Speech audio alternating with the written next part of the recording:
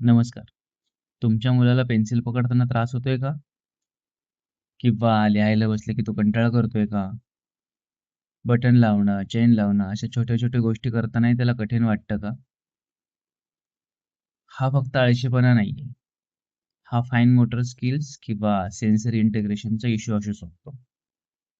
आजच्या व्हिडिओमध्ये मी तुम्हाला 7 दिवसांचा एक सिंपल आणि इफेक्टिव्ह प्लॅन देणार आहे, जो तुम्ही घरी इझिली करू शकता. मी किरण पूर्णे, स्पेशल एज्युकेटर. मी पॅरेंट्सना मुलांच्या डेव्हलपमेंटसाठी सोप्या आणि प्रॅक्टिकल टेक्निक सांगतो. सगळ्यात आधी समजून घेऊया सेन्सरी इंटिग्रेशन म्हणजे काय. आपल्या मेंदूला टच, प्रेशर, मुवमेंट यासारखी माहिती आपल्या सेन्सरी ऑर्गन्सच्या माध्यमातून मिळते आणि आपला मेंदू त्या माहितीवरती प्रोसेस करत असतो, रिस्पॉन्स देत असतो. जर हे प्रोसेसिंग नीट झालं नाही तर मुलांमध्ये असे सायन्स दिसतात. रायटिंग अवॉइड करणं, कंटाळा करणं, पेन्सिल पकडताना त्रास होणं, पेन्सिल पकडता नाही येणं, हात पटकन थकून जाणं किंवा सेल्फ हेल्प स्किलमध्ये खूप कठीण वाटणं, डिफिकल्टीज येणं. म्हणून आज आपण sensory based fine motor activities करणार आहोत. दिवस पहिला टॅक्टाईल सेन्सरी प्ले. याच्यामध्ये मुलांना आपण आटा किंवा सँड खेळायला देऊ शकतो. मुलांना मळायला सांगणं, दाबायला सांगणं अशा ॲक्टिव्हिटी मुलांकडून खेळून घेऊ शकतो, करून घेऊ शकतो. याच्यामुळे हँड अवेअरनेस वाढू शकतो. दिवस दुसरा ग्रिप स्ट्रेंथ. याच्यामध्ये कपड्यांना लावायच्या ज्या क्लिप्स असतात किंवा स्पंज दाबून घेणं, क्लिप्स लावणं, काढणं या ॲक्टिव्हिटी मुलांकडून करून घेऊ शकतो. याच्यामुळे पेन्सिल ग्रिप स्ट्रॉंग होऊ शकते. दिवस तिसरा कोऑर्डिनेशन. मनी ओवणे आपण याला म्हणू शकतो. या ॲक्टिव्हिटी मुलांकडून करून घेणं, मनी ओवणे, मनी काढणे याच्याने मुलांचा फोकस वाढू शकतो आणि कोऑर्डिनेशन इम्प्रूव्ह होऊ शकतं. दिवस चौथा फिंगर कंट्रोल.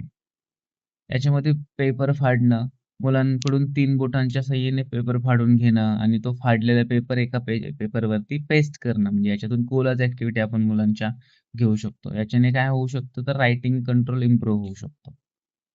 दिवस 5 प्री रायटिंग स्किल्स.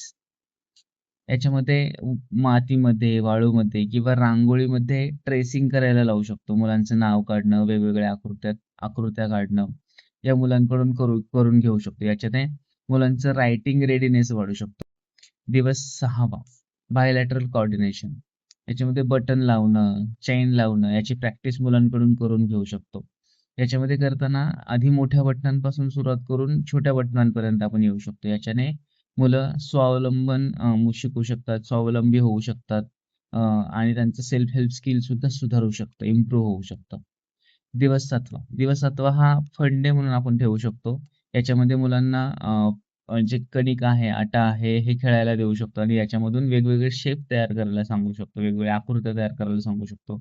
छोटे-छोटे गोळे तयार करून घेणं, मुलांचं नाव तयार करून घेणं, या वेगळ्या ॲक्टिव्हिटी याच्यातून ज्यांना त्यांना फन वाटेल अशा ॲक्टिव्हिटी मुलांकडून करून घेऊ शकतो. ह्या सगळ्या स्किल एकत्र प्रॅक्टिस याच्यामधून होऊ शकते. आत्तापर्यंत जेवढे आपण स्किल्स बघितले त्याची या फन डेमध्ये एकत्रच प्रॅक्टिस होऊ शकते. पॅरेंट्ससाठी काही गाईडलाईन्स आहेत, काही महत्त्वाच्या गोष्टी आहेत. मुलांकडून करून घेताना ह्या सगळ्या ॲक्टिव्हिटीजचा रोज 15 ते 20 मिनिटं सराव घेऊ शकता.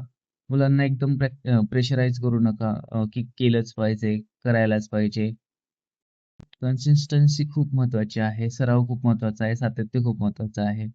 फक्त या ॲक्टिव्हिटी करताना फन ॲक्टिव्हिटी ठेवल्या पाहिजेत. जेणेकरून मुलांना त्याच्यातून आनंद वाटेल, कंटाळा येणार नाही, बोर वाटणार नाही.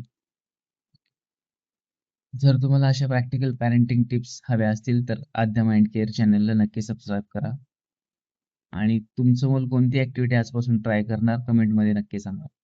Thank you for watching.